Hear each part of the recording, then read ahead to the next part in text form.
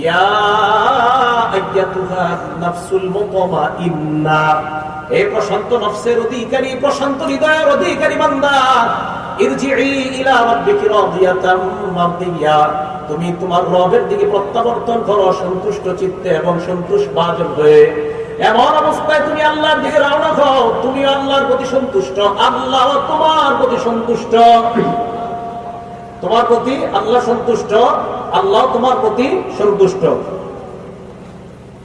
তাহলে রাসূল আকরাম সাল্লাল্লাহু আলাইহি ওয়াসাল্লাম ওনার এক সাহাবার সাথে বসা, আবু বকর সিদ্দিক রাদিয়াল্লাহু তাআলা আনহুর সাথে বসা। আচ্ছা, আগে আয়াতটা শুনেন যে আল্লাহ তোমার প্রতি সন্তুষ্ট, তুমি আল্লাহর প্রতি সন্তুষ্ট, এমন অবস্থায় রওনা করলা। এরপরে কয় ফাদখুলি ফি ইবাদি, আমার বান্দাদের অন্তর্ভুক্ত হও, ওয়াদখুলি জান্নাতি, এবং জান্নাতে প্রবেশ করো। এখন দেখেন এই আয়াতের ব্যাপারে